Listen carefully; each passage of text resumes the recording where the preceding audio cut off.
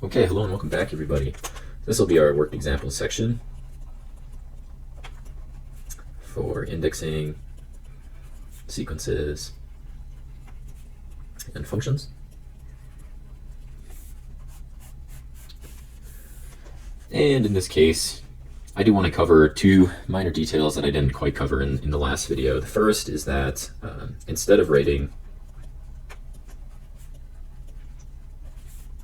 suppose I've got a sequence here, and I say something like n is in the natural numbers, we often write n equals 1 to infinity. That kind of is a version of me indexing from 1 to infinity, which is the same thing as the natural numbers.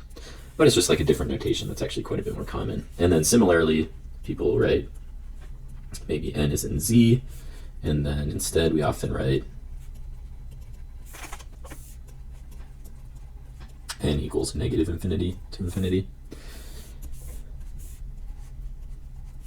And another one would be like n in 1, 2, 3, 4, 5. We often write n equals 1 up to 5. So in some ways it's like when we do this indexing, we're writing kind of the lower bound, upper bound, and then assume whole numbers in between. So of course that gets a little bit iffy when you're dealing with continuous index sets like the real numbers or the complex numbers instead. So we only ever use this notation for discrete indexing sets, like 1, 2, 3, 4, 5, even something like negative 2 to 24 or something. You could put those as the bounds. So it's upper bound and lower bound is a really common notation, and actually a lot of other books will use that notation instead of the earlier notation I was using. And then the other thing that I wanted to cover is something called recursively defined sequences. And this is where a sub n plus 1 is equal to a function of the earlier ones. So a sub n minus 1, a sub n minus 2, and so on. So some function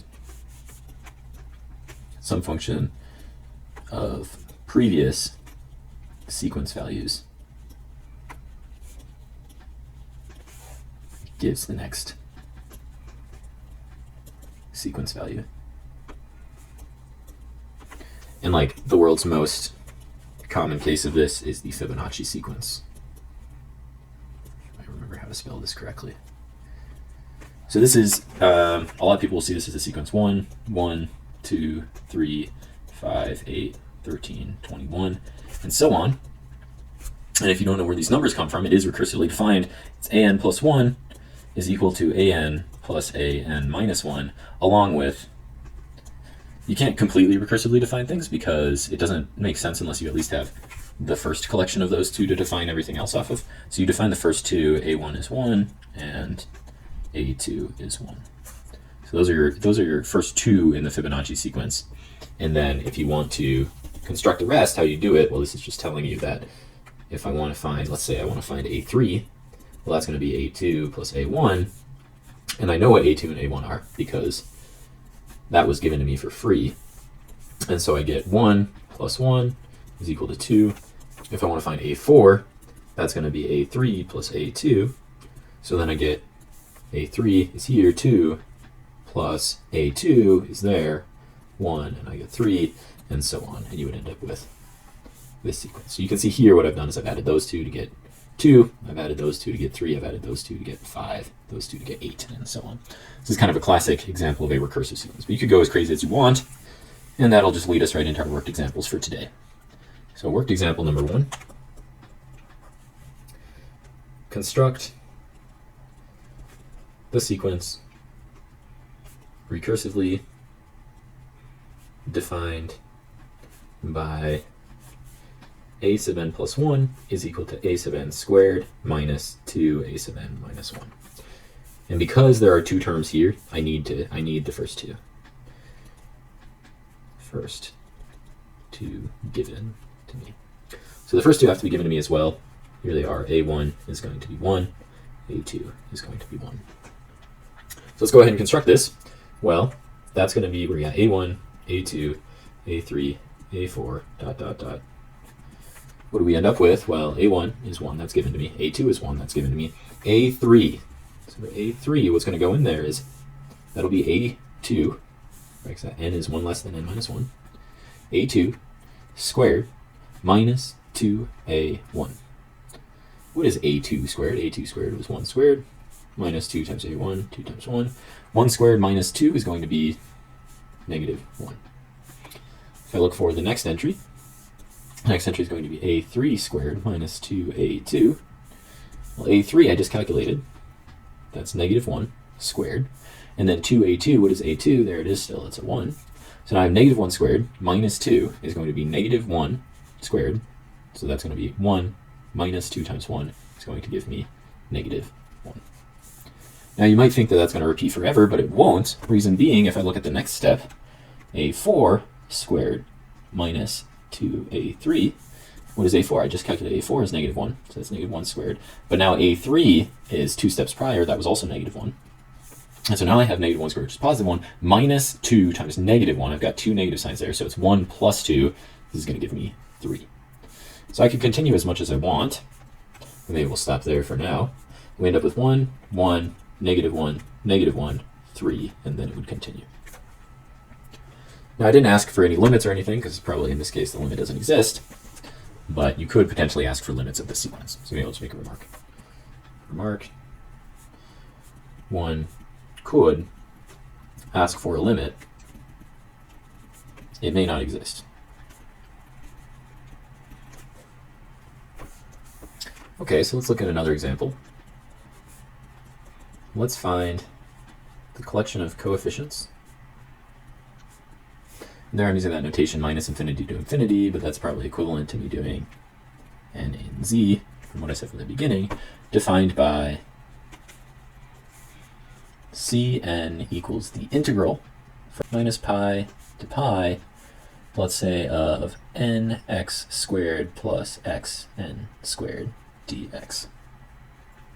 And so here you can see that you can actually define these entries. You don't have to define them necessarily using formulas right away. You can definitely define them using integrals, for example. So let's go ahead and compute this integral. So we need to compute the integral.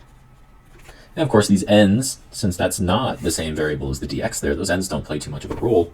If I wanted to compute the integral minus pi to pi of nx squared plus xn squared dx, I can use some of my integral rules to simplify this. That's going to be n times the integral of x squared dx plus n squared times the integral of x dx. And so what do I have? I have n. The antiderivative of x squared using my power rule will be x cubed over 3 minus pi to pi plus n squared. The antiderivative of x using the power rule will be x squared over 2 from minus pi to pi. And if I evaluate on my endpoints, the first term will be n times evaluating at pi cubed over 3 minus negative pi cubed over 3. The second term will be n squared, evaluate at pi squared over 2 minus negative pi squared over 2.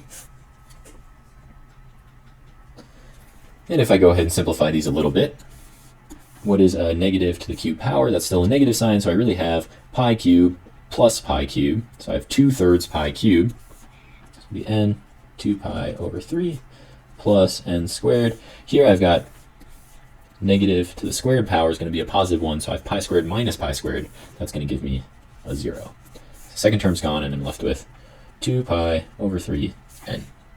Well, that lets me construct my sequence fairly easily, because now I know that Cn is just equal to 2 pi n over 3, or 2 pi thirds, n going from minus infinity to infinity, and I get ... maybe at the negative 2 case would be negative 4 pi over 3, the negative 1 case would be negative 2 pi over 3, the 0 case would be 0, the pi case is 2 pi over 3, and then the 2 pi case is 4 pi over 3, and so on. So there's my lovely sequence if I want it to be somewhat explicit. We can even let sequences be not numerically valued. So my earlier sequences, all the way up here as well as here, were both numerically valued. But let's look at the following sequence. This is a very nice example of a sequence. Find the sequence f sub n of x. So now this is a sequence of functions, n going from 0 to infinity, where f sub n of x is defined by the nth derivative of x squared plus 2x plus 1. So we can calculate all of these explicitly. We just have to start at 0 and work our way forwards.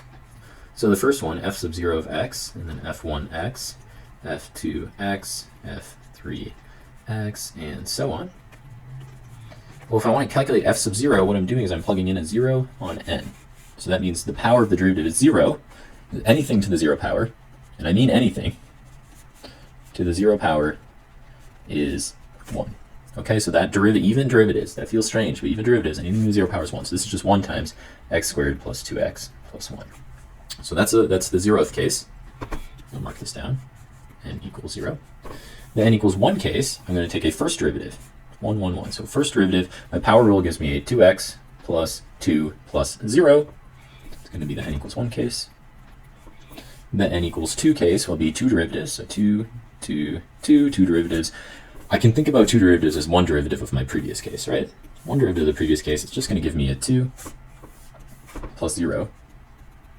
And then 1 more derivative of that case, a derivative of a constant is 0, and a derivative of a constant is 0, and a derivative of a constant is 0, and so on.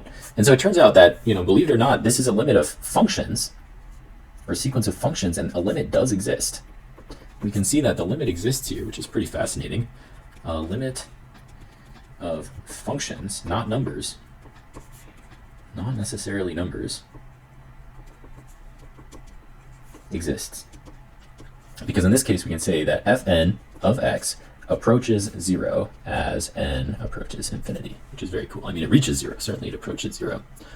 So that's kind of a cool example. Now, I do want to turn everything on its head as we move forward, because we're going to start experiencing cases where rather than being given a definition of a sequence and constructing it explicitly, it will be to our advantage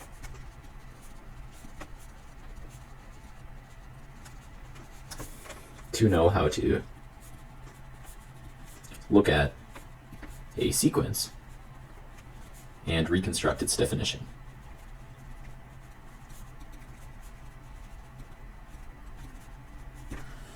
So this is a little bit of a tricky thing to do. We're going to try to get it done here. Let's look at our first example. So our sequence is going to be e to the x, 1/2 e to the 2x, 1/3 e to the 3x, 1/4 e to the 4x, and so on. What we want to do is construct an indexed set which creates this sequence. And your pattern bells should be ringing because we see a 2 and a 2 and a 3 and a 3 and a 4 and a 4. And you should also be ringing that, in fact, even though it's not written there, there is a 1 and a 1 there as well. And so pattern bells should be ringing. It should be hinting at you that this looks something like 1 divided by, let's use the index variable k here. I mean, we've been using n for a really long time, but let's not get too beholden to n before I switch things around on you. 1 over k, e to the kx. K goes from, where does it start? It starts at 1, and it looks like it doesn't stop. So that's a nice way of constructing an index set which creates this sequence. We can look at another example here. I'll look at maybe x, 2x, 4x, 5x, 6x. And what we see, I think a lot of people would want to be like, oh, there's a 4 and a 5 and a 6, as well as a 1 and a 2. So what happened to 3?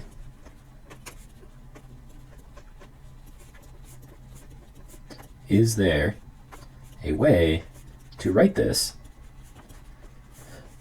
as a definition and omit 3 for free?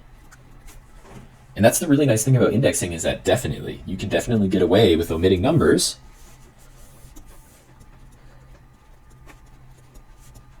because we can choose the indexing set. That's the cool part here. So we can choose, I think everybody would know right away, okay, there's a 1 there. This is really something like I, my index, times x. But my indexing set, I don't want I to be just going from, I think the naive approach would be to start with I going from 1 and ending at 6, but we don't want 3 in there. There's a couple ways to approach it. We could just say I not equal to 3, but we could also write it as the following. I x, where my index exists in the set 1, 2, 4, 5, 6. We can just we can define this set to be whatever we want it to be. There's nothing beholding me to make sure that it's every natural number in sequence. I can just define the set to be whatever I want it to be.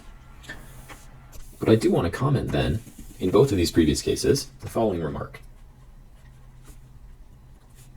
Index set definitions are not unique.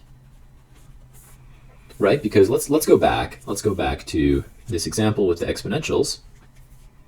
If I look here and I start at 1, go out to infinity, there's not really anything preventing me from, instead of going from 1 to infinity, I could also have gone from, let's say I go from 400 to infinity. And all I do here is I say this is 1 over k minus 399 e to the k minus 399x. Right? Then placing any given k into those two cases, I'm going to end up with the same sequence that exists there. There's nothing different that's happening when I modify my k's to 399. I could have also gone with something like 1 divided by k plus 10 e to the k plus 10x, and then I would have just had to start k at negative 9 and head out to infinity, right? And so this process, there's a process which is happening here between these three cases. This process of comparing all three of these is called re-indexing. There's nothing specific about the original index set that I started with. Re-indexing is changing the index set, and often for some ease. Okay, so you don't exactly know what that ease is going to be. It's kind of up to you to decide, but we'll encounter cases in this course where it's going to be to our advantage to use one of these specific versions of the indexing set over the other one. And obviously in this case, kind of the most natural one was the first one that showed up, but there was, all sorts of other ones I could have chosen as well. And that's really something to keep in mind as you're working with indexing. So I'm just going to work on one more here for finding a definition, because this will play a big role in our futures as well.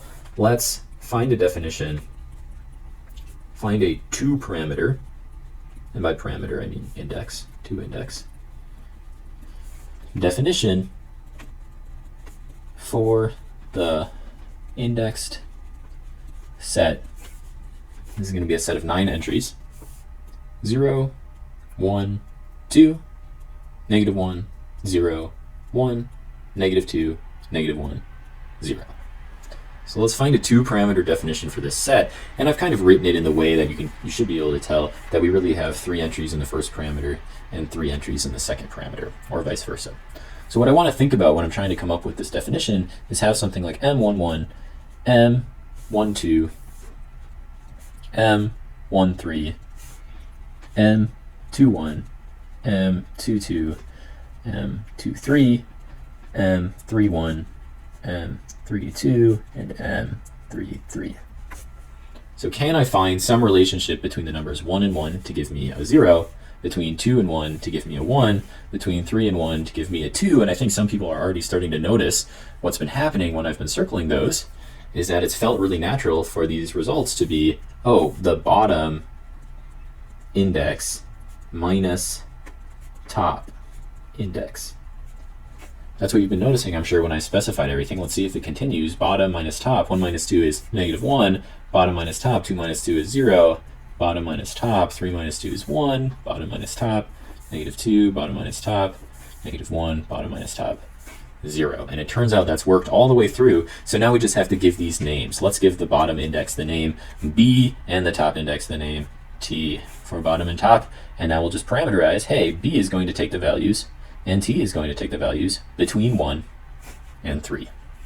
And so this is a way of having a 2 parameter family of indexing that gives me exactly all 9 of these entries in my set. Now that's going to be really useful when we get to something called matrices, and I think you've seen matrices before. Some of you maybe haven't. This is going to be really useful to kind of write, we have a real condensed notation for our large set. it's really, really useful to have some sort of condensed notation for a larger set. And that's going to come in handy when we end up with matrices. Certainly, let's suppose we have 400 rows and 400 columns. It's going to be much nicer to have a condensed notation. So that's kind of where we're headed with all of this. Anyway, that's all I have for today. Once again, a slightly shorter video. I hope it's been fun. I'll see you in the next one where we're talking about summation. Bye.